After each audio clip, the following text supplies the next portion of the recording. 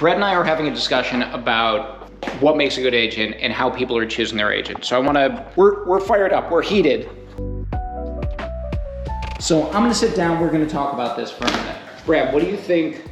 Do you think that there's like a top 3 criteria people should assess when they make their decision who they're gonna hire, to either represent them when they're selling a house or purchasing one?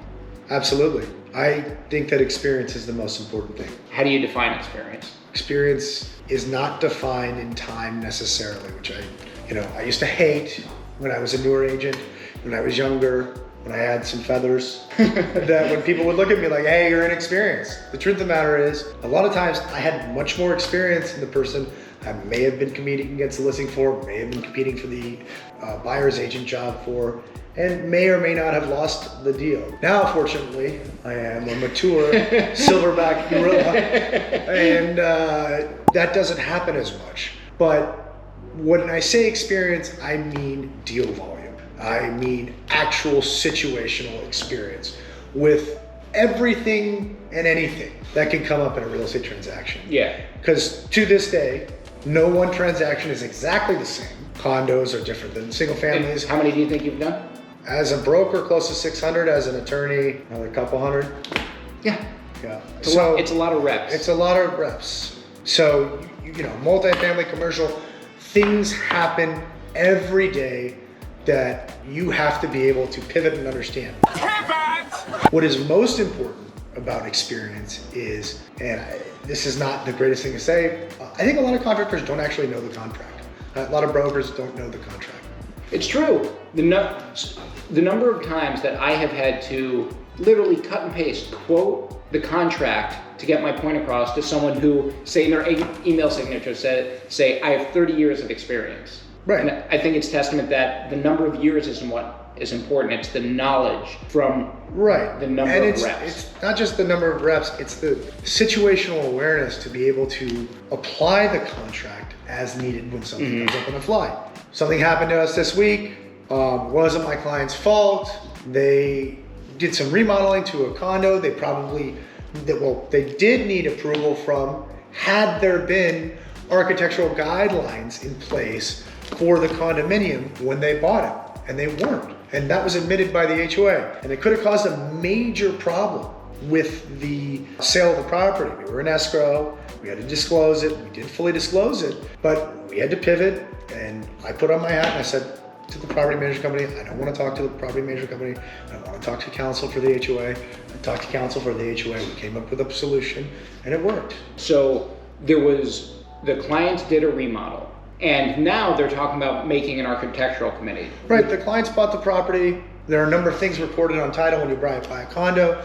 They did some remodeling to the condo, but it turns out that the remodeling that was done may or may not have been in compliance with the historic nature of the condo, but there was no document recorded and provided that told my clients what they should have done. So you were able to go to a party who could actually do something actionable, not just not just the HOA manager, not just somebody at a management company, not just some talking head, their counsel, who was seeking a retroactive approval of the work. And I was able to get him to agree in writing that he was going to suggest to the board that they approve the changes, which for me was enough in our capacity as listing agent to make the disclosure and say, look, here are the issues, here is what we were able to do, make a choice, but you are now apprised of what you need to be apprised of to make an educated decision. So if these clients had chosen somebody else as their agent to list their property, someone without your breadth of experience and tenacity, what could have happened if they chose the wrong person? If you choose the wrong person and you make the wrong disclosure, you expose yourself to liability. And it's not good when you expose yourself. It's not good when you expose yourself. It's tricky because it's hard as the seller's rep for me to say, hey, you guys did something wrong, because they didn't really do something wrong. They were not given proper notice of the rules, but they have a problem. So you have to be able to quickly and calmly get to the issue. At the same time, you're dealing with someone else who's already in escrow. You got to disclose it to them. It's bad news. They have a killer offer. We don't want to kill that. And you have to just be able to pivot and understand. And what's most important is always understanding what is the exposure. Okay, this is a problem.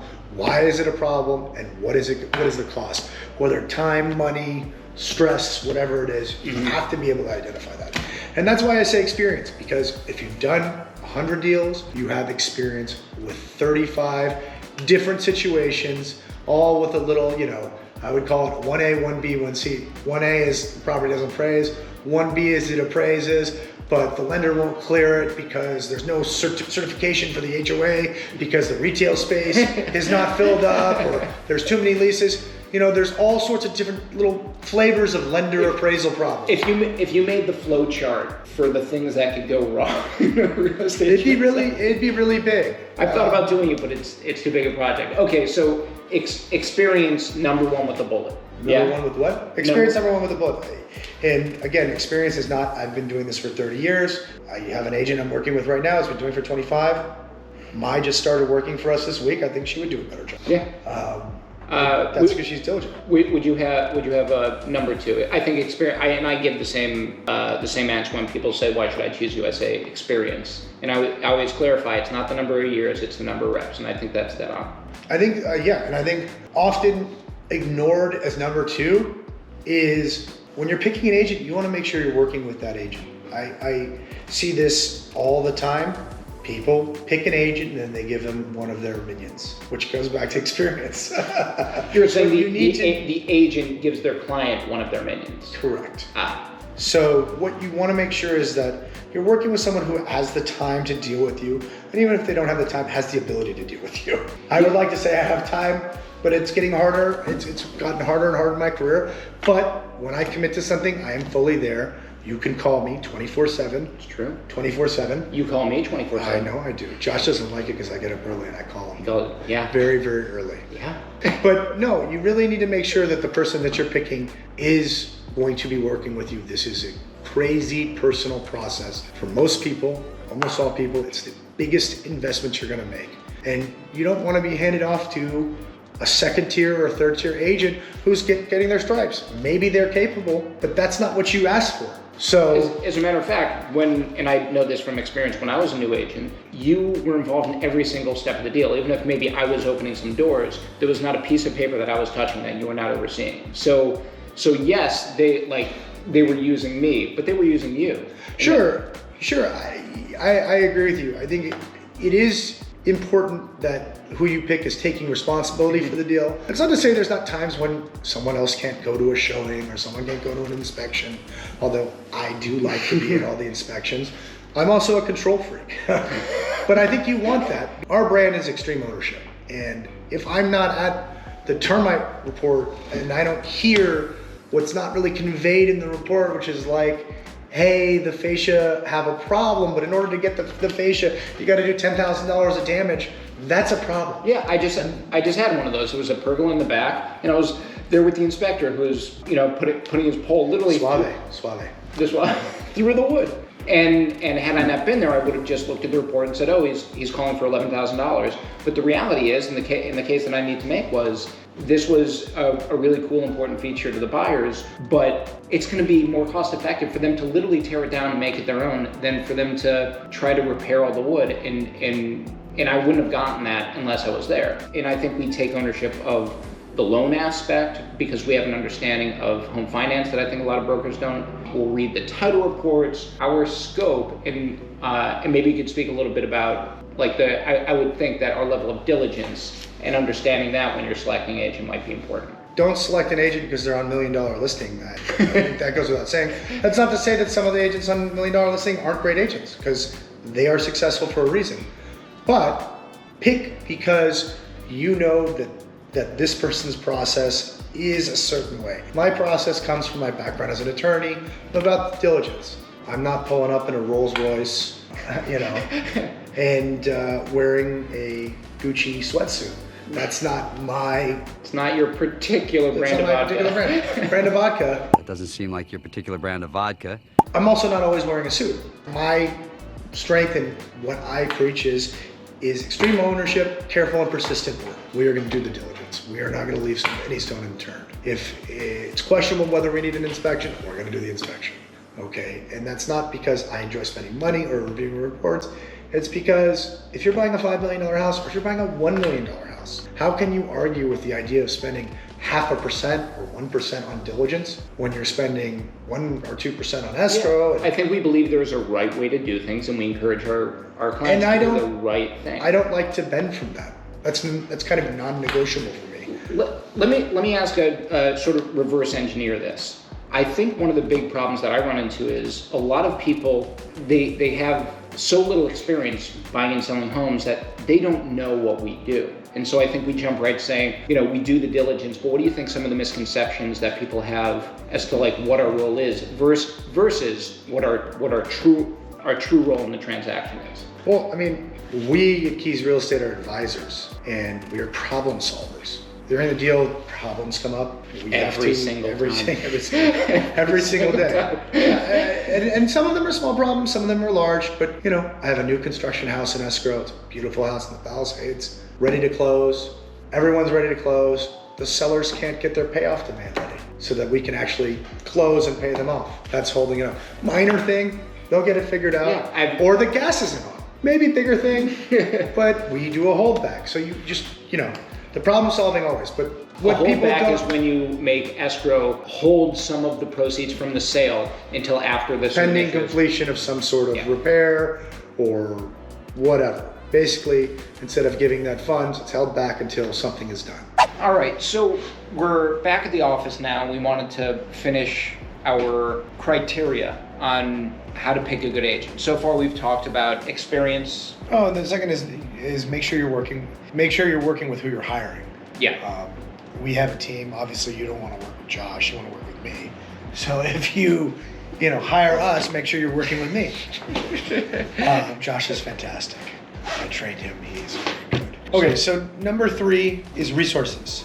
Oh, that's a good one. And resources is not just being resourceful. It is not just being connected in the Los Angeles real estate world for real estate. It's having a great team of vendors, escrow, title, inspectors. We've developed our inspectors list over 13 years. I make changes in hundreds of inspections. I mean, each property we do probably a minimum of 6 inspections, maybe 7 general survey, termite, foundation, chimney, sewer, pool, chimney, mold, pool. Survey, did you say survey? I said survey, geo. That's 9 inspections, that's a lot. Roof, so that's 10 inspections. That's what I would say to do on your standard single family house. But we also have, we go deep. We have lenders. We have lenders for every different type of buyer, wealth advisors. We have a wealth of people to refer to, attorneys. Right, as we say, we are real estate advisors first, and we do have vendors and ancillary services and all that connected. And you also want to be tied into other real estate brokers. When you